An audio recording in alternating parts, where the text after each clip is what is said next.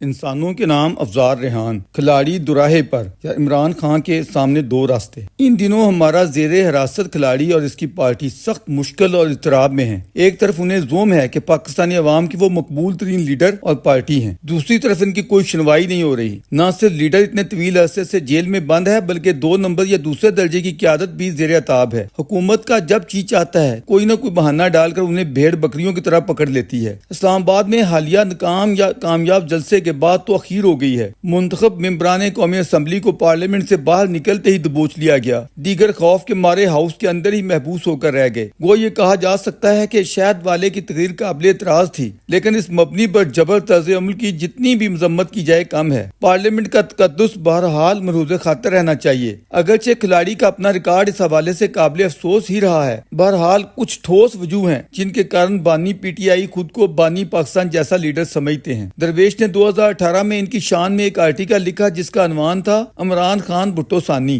Us per P T I کے دوستوں نے اعتراض کیا کہ آپ نے جناح ثانی کیوں نہیں لکھا؟ عرض کی اس وجہ سے کہ ناچیز کی نظروں میں یہ رتبہ و مقام تو مرحوم قائد عوام لے اڑا تھا، لہذا آئندہ اس حوالے سے کوئی مضمون باندھا تو اس کا عنوان ہوگا عمران خان جناح تھرڈ۔ درویش نے ہر سے شخصیات کا باریک بینی سے جو جائزہ لیا ہے، اس کے مطابق ہمارے ان تینوں پاپولر جمہوری لیڈران میں ان گنت خصوصیات حیران کن حد تک ایک جیسی ہیں، گویا ایک ہی سانچے میں ڈھلے ڈھلائے یا چٹے وٹے ہیں۔ اگر اس اشتراک، مماثلت یا مشترکہ مائنڈ سیٹ کی تفصیلات بیان کی تو ڈر ہے کہیں کالم ہی نہ رک جائے، اس لیے تھوڑی مداح سرائی کو بھرپور سمجھا جائے۔ اب ہم اپنے اصل سوال پر آتے ہیں۔ اتنا پاپولر اور مضبوط لیڈر، جس کے لیے امریکی صدر ٹرمپ سے لے کر روسی صدر پیوٹن تک باہیں پھیلائے کھڑے ہوئے تھے، جس کی محبت میں عوام کا نام ناچ ناچ کر پاگل ہو جاتے تھے، آج اتنی بے بسی، اذیت اور مشکل میں کیوں ہے؟ پی ٹی آئی کی پریشان حالی بھی دیکھے نہیں دیکھی جا رہی۔ سیاسی جلسہ کرنا تو ان کا آئینی و جمہوری حق ہے، سپریم جوڈیشری تک ان کی شان میں اس قدر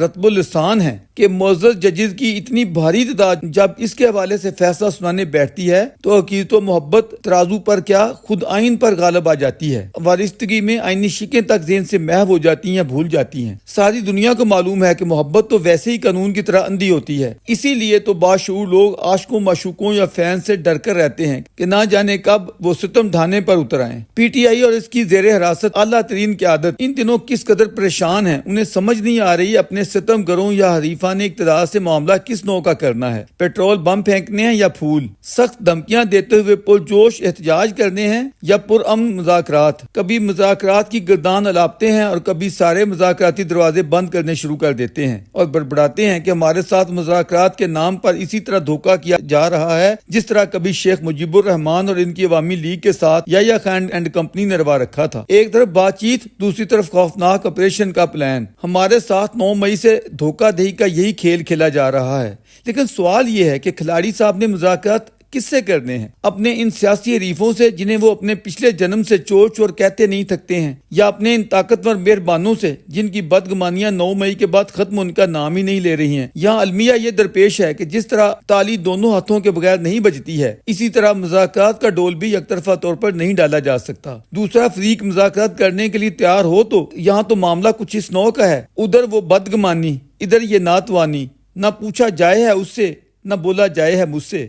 اور پھر یہ بھی واضح رہے کہ اتنا بڑا پاپولر عوامی لیڈر اور اتنی ہردل عزیز پارٹی وہ ان فارم 45 والے دھاندلی زدہ لوگوں کو منہ کونکر لگائیں اور کیسے لگائیں؟ اصل طاقتور جن کے سامنے یہ خوشامدی و چاپلوس خود سجدہ ریز ہیں، جو ان داتا سیاہ سپید کے مالک ہیں، براہ راست ان کے ساتھ بات چیت کیوں نہ کی جائے؟ آج اگر وہ نیوٹرل ہیں تو کوئی بات نہیں، ہماری حیثیت اور مقام کو تو وہ پہچانے، گو آج ہم وہاں نہیں، وہاں سے نکالے ہوئے تو ہیں۔ ہماری نسبتیں قبلہ کے ساتھ اگرچہ دور کی مگر بہت گہری ہیں، اگر شک ہے تو اپنے فیض و برکات دونوں سے پوچھ لیں۔ یہ موقف ہے ہمارے پاپولر کھلاڑی بانی پی ٹی آئی کا۔ اس کے بالمقابل درویش کا موقف ہے کہ کر سکتی ہے بے مار کا جینے کی تلافی، اے پیر حرم تیری مناجات سحر کیا، اس شعلہ نم خردہ سے ٹوٹے گا شرر کیا، ایسا نہ ہو تو کلیمی ہے کارے بے بنیاد، بھلا کمزور کو تاج و تخت یا اقتدار کون سا طاقتور دیتا ہے؟ یا تو اپنے پیکرے خاکی میں اتنی جان پیدا کر کہ خدا بندے سے خود پوچھے تیری رضا کیا ہے۔ بصورت دیگر وہ جو کہتے ہیں ان کے سامنے سر تسلیم خم کر دو۔ 9 مئی جو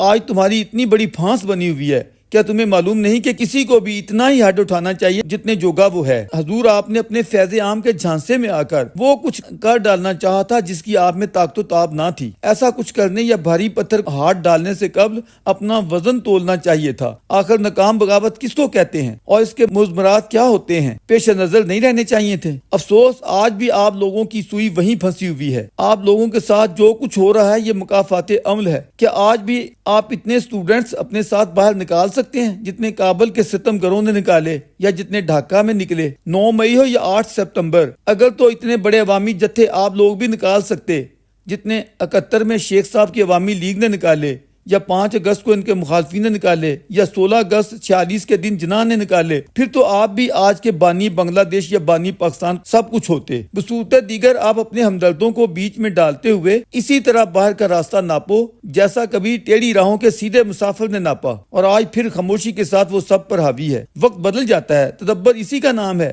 ورنہ لا حاصل قید میں سڑنا یا پھندے پر جھولنا کون سا مشکل ہے؟ بس تھوڑی سی حماقت چاہیے جو آپ لوگوں کے پاس بدرجہ اتم موجود ہے۔ اگر کسی کی یہ خوش گمانی ہے کہ وہ کمزور عوامی حمایت کے بل بوتے پر طاقتوروں سے ٹکرائے گا اور انہیں پاش پاش کر دے گا، تو کم از کم اس وقت یہ ناممکن گیدڑ بھبکیاں ہیں۔ شیخ چلی صاحب جتنی جلدی ممکن ہو ان بھول بھلائیوں سے باہر نکل آئیں۔